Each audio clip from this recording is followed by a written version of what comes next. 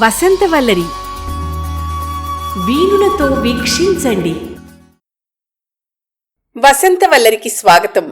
ఈనాటి వసంతవల్లరిలో సుప్రసిద్ధ కథా రచయిత స్వర్గీయ ఘండికోట బ్రహ్మాజీరావు గారి రచన బుద్ధిమంతుడు వింటారు.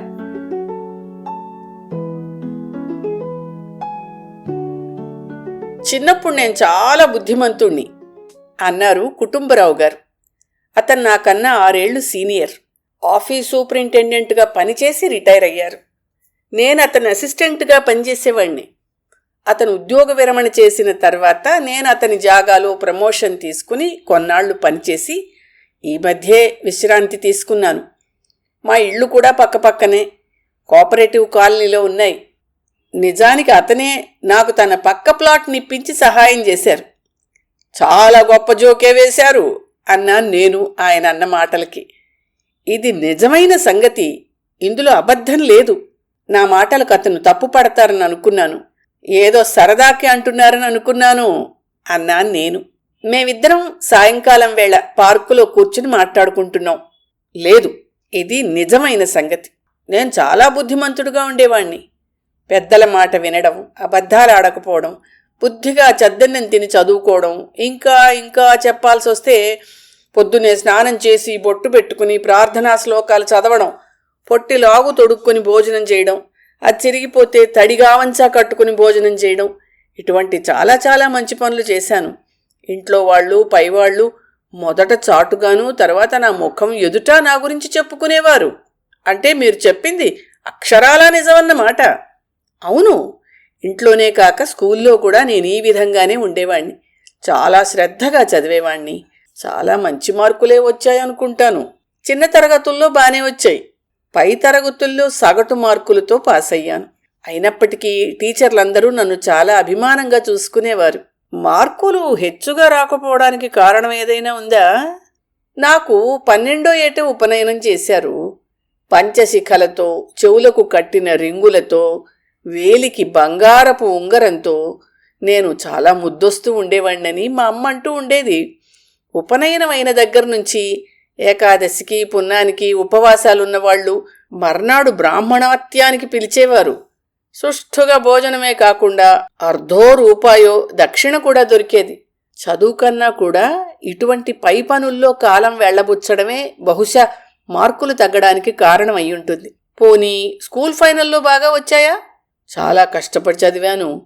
1-2 సబ్జెక్టుల్లో 60కి పైగా వచ్చినా మిగతా వాటిలో 40లు వచ్చి మొత్తానికి పాస్ అయ్యానంతే. చాలా బాగుంది. మా నాన్నగారికి విశాఖపట్నం బదిలీ అయింది. చాలా ఇబ్బందులు పడి మా వాళ్ళు నన్ను కాలేజీలో చేర్చారు. అప్పటికో దారిలో పడ్డారనుకుంటాను. నేను అందరి నోట్లో మంచివాణ్ణి అనిపించుకోవడానికి మరింతగా కృషి చేశాను. దానివల్ల ఏమన్నా ప్రయోజనం ఉందా? నిజాయితీకి కుటుంబరావు మారు పేరని అందరూ అనుకునేవారు. ఏదో కీర్తికాంక్ష. కీర్తి కోసమని కాదు, నాలో మరేదీ ప్రతిభ లేదన్న సంగతి మీరీసరికే గ్రహించుంటారు. ఆ లోటు కప్పిపుచ్చడానికి ఈ ప్రలోభానికి లోనయ్యాను. బాగుంది. నిజానికి ఇంట్లో వాళ్ళని అల్లరి పెట్టి కాలేజీలో చేరాను. టర్మ్ ఫీజు కట్టడం కష్టమైంది. ఓ పరిస్థితిలో చదువు మానేయాల్సిన పరిస్థితులు ఏర్పడ్డాయి. మరి అప్పుడొక ఆపద్బాంధవుడు అడ్డుపడ్డాడు. అతను మా దగ్గర బంధువే. భూములు ఇళ్ళు కలవారు. కోర్టు పని మీద అప్పుడప్పుడు అతను విశాఖపట్నం వచ్చేటప్పుడు మా ఇంట్లోనే బస చేసేవారు. ఆయనకి నేనంటే చాలా అభిమానం. తన కొడుకులు నాలాగా ఉండాలని అతను కోరుకునేవారు. నా చదువుకు అంతరాయం కలుగుతున్నట్టు అతను తెలుసుకున్నారు. నా చదువుకయ్యే ఖర్చులు తాను భరిస్తానని ముందుకొచ్చారు. పుస్తకాలు, బట్టలు, పరీక్ష ఫీజు అంతా ఇస్తారన్నారు. తన కొడుకులు బాగుపడకపోయినా నేను బాగుపడితే సంతోషిస్తాను అన్నారు. ఆ రోజుల్లో ఇంటర్లో మంచి మార్కులు వస్తే అటు ఇంజనీరింగ్లోనో ఇటు మెడిసిన్లోనో సీట్లు దొరికేవి. నేను ఎంత పై చదువు చదివినా సహాయం చేస్తానని కూడా ఆయన హామీ ఇచ్చారు. అటువంటి వారు దొరకడం కష్టమే. అన్నీ బాగానే ఉన్నాయా? నేను చాలా కష్టపడి చదివాను. అయినా 3వ పార్టు పోయింది. అదృష్టం కలిసి రాలేదని అంతా అన్నారు. అబ్బో, చాలా గట్టి దెబ్బే. గట్టి దెబ్బ కాదు, చావు దెబ్బ.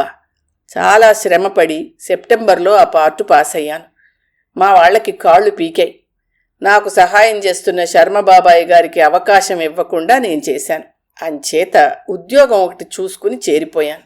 ఆ తర్వాత ఉద్యోగం ఒక్కటి జీవనాధారమని, నిజాయితీగా పనిచేస్తేనే గాని అది నిలవదని మొదట్నుంచి ఒక అభిప్రాయానికి వచ్చి బుద్ధిగా, వినయంగా, నమ్రతతో పనిచేసుకునేవాణ్ణి. అంచేత అందరి నోట ఔరా అనిపించుకున్నారు. అవునా? అది తప్పనిసరి అయ్యింది. బతకాలంటే అదొక్కటే మంచి మార్గం అని తెలుసుకున్నాను. చాలా బాగుంది. చిన్నప్పటి నుంచి ఒకే వరవడిలో నడిచాను. నేను అందరి వంటి సామాన్యుడని నిగర్విగా చెప్పుకున్నాను. పనులు చేసి పెడితే పార్టీలు కాయో పండో ఇచ్చినా, మిఠాయో పూతరేకులో తెచ్చిచ్చినా తీసుకునేవాణ్ణి కాను. కానీ నా మనసులోని బాధకి ఇవేవీ కారణాలు కావు. మరి నాకు వివాహం అయ్యింది. మాకు ఆర్థికమైన ఇబ్బందులున్నా లోకం కోసం నేను కట్నం పుచ్చుకోలేదు. ఎలా చేసినా మంచి పనే కదా.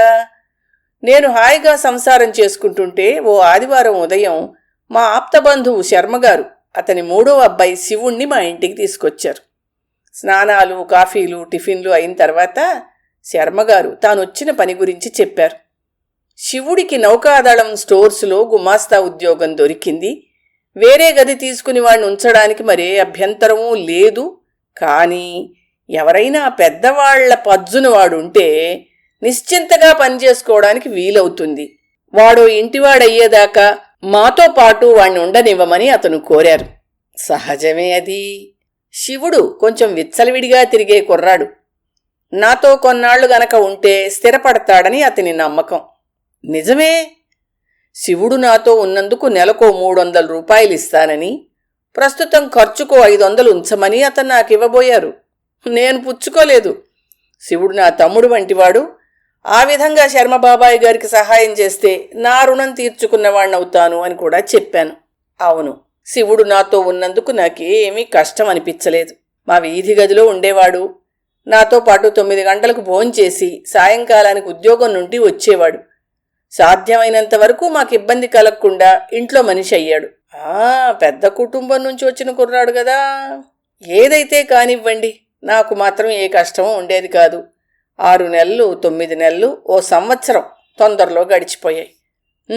తర్వాత ఓనాటి సాయంకాలం మామూలు వేళకు శివుడు ఉద్యోగం నుంచి రాలేదు. నాకేం తోచలేదు. బహుశా ఇంటికి వెళ్ళాడని అనుకున్నాం. కానీ 3వ రోజు ఉదయానికి మా బాబాయి శర్మగారు వచ్చి పడ్డారు. ఆయన చాలా గాబరాగా ఉన్నారు. వస్తూనే అడిగారు, కుటుంబరావు, శివుడు స్టోర్స్లో దొంగతనం చేశాడని, చాలా విలువైన సామాన్లు పట్టుకుపోయాడని, రిమాండులో ఉంచామని వాళ్ళ అధికారి నాకు టెలిగ్రామ్ ఇచ్చాడు. ఉన్న పళంగా వచ్చాను. ఏ సామాను దొంగతనం చేశాడే అడిగాను నేను. రగ్గులట. నాతో ఎప్పుడూ చెప్పలేదే. హోయ్ కుటుంబరావు, ఎవరైనా దొంగతనం చేశామని చెప్తారటయ్యా. ఏదైతేనే నేను వెంటనే వెళ్ళి విషయం కనుక్కుని అధికారులను కలిసి వస్తాను. నేను వచ్చే వరకు నువ్వు ఇంటి దగ్గరే ఉండు అంటూ కాఫీ కూడా తాగకుండా వెళ్ళిపోయారు ఆయన. ఆ కుర్రాడు ఎందుకీ పనిచేశాడు? నాకు అదే సందేహం కలిగింది. వీధి గదిలోకి వెళ్ళి శివుడి ట్రంకు పెట్టి తలుపు తీశాను. దానికి వాడెప్పుడూ తాళం వేసినట్టు లేడు. అందులోని రగ్గుల్ని చూడగానే నా కళ్ళు జిగేల్మన్నాయి. నౌకాదళంలో పెద్ద అధికారులు వాడే రగ్గులవి. ఇంగ్లాండులో తయారైనట్టు లేబుళ్ల మీద ఉంది. ఆ రంగులు చాలా అద్భుతంగా ఉన్నాయి. వాటి మీద చెయ్యి వేస్తే ఎంతో మెత్తగా ఉన్నాయి. ఎంత ధైర్యంగా పనిచేశాడు! అదే మరి. నేను వాటి వైపు 15 గంట వరకు చూశాను. దీర్ఘంగా నిట్టూర్చాను. నా వంటి సామాన్యుడికి వాటి వైపు చూసే అర్హత కూడా లేదు. ఆ సంగతి నిజమే.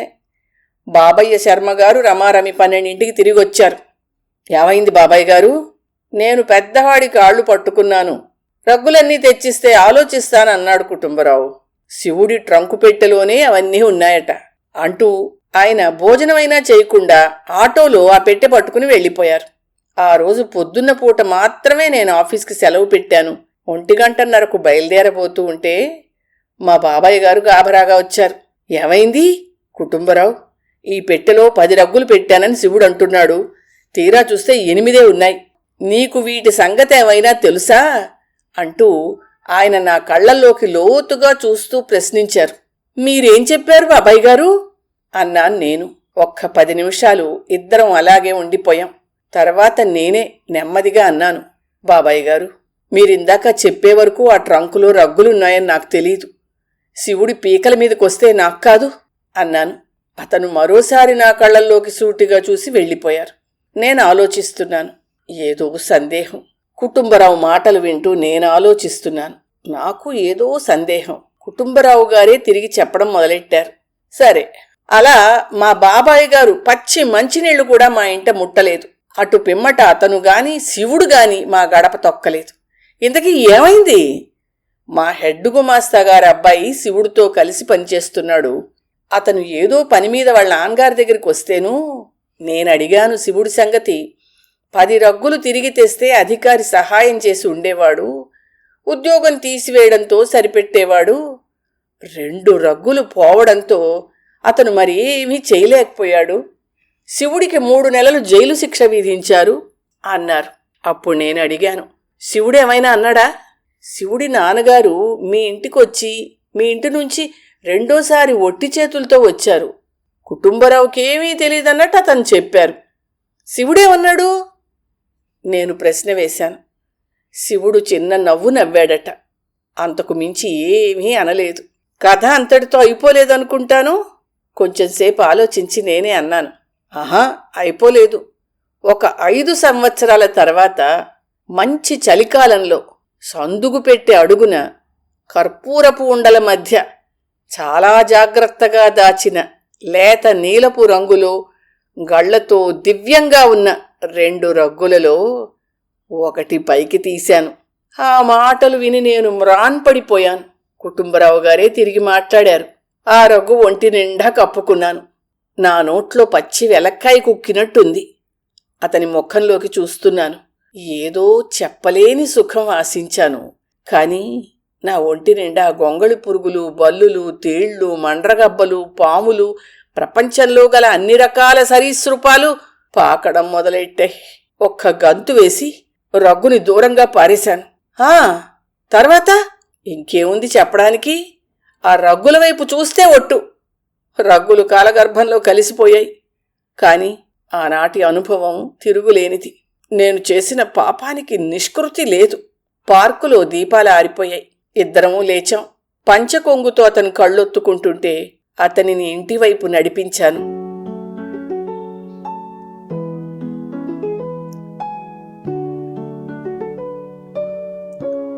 వసంతవల్లరిలో సుప్రసిద్ధ కథా రచయిత స్వర్గీయ ఘండికోట బ్రహ్మాజీరావు గారి రచన బుద్ధిమంతుడు విన్నారు.